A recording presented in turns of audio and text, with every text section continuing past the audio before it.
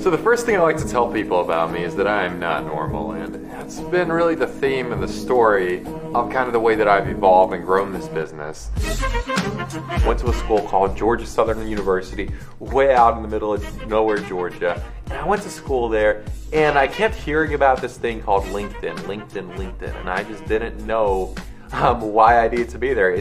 Quite frankly, I was already familiar with social media, yet it seemed like LinkedIn was a little bit different. It seemed like it was a little bit weird in terms of other social media. And so I first got onto LinkedIn my junior year of college, and when I got onto LinkedIn, the first time I actually made money from LinkedIn, I connected with a guy who's a CEO of a company, got on the phone with him, and actually did some marketing with him. So that's when I first started to think to myself, there's some opportunity, there's some possibility here. I started to realize all the potential that there was on LinkedIn. And look, the first month was rough. I mean, it was pretty bad. I didn't have any way to support myself. I was trying to build a business. Then I eventually, settled. I did a couple side jobs. I was sold timeshare for a little bit. I did party tours for a little bit.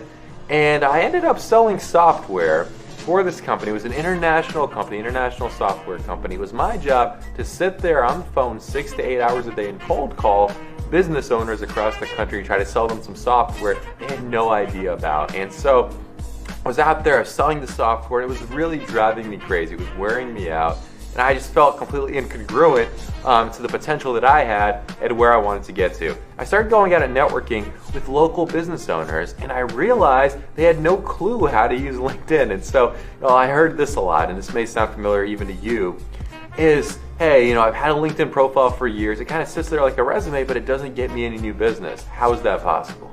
So that's how I started taking on local clients. I had people come to me who were business owners in Las Vegas wanting to do business with me, wanting to work with me. And so that's exactly what I did. I started hitting it hard, and after work I would network, try to get sales, meet people. I was just dynamic, up and running, getting things done, making things happen. And then I remember that day when I quit my corporate job at that time. I was selling third-party logistics services for a company out in Vegas. I remember it was a Friday afternoon, walking out of there just feeling so good.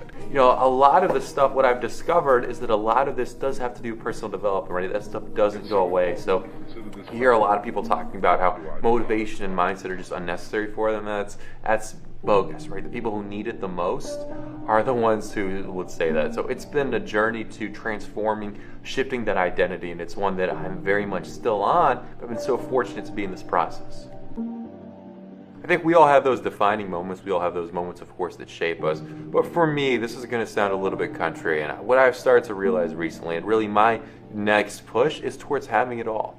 I come from a background, I come from a family from the former Soviet Union where suffering was very much the norm, where the old ideal was that things had to be hard, brutal, nasty, there had to be suffering.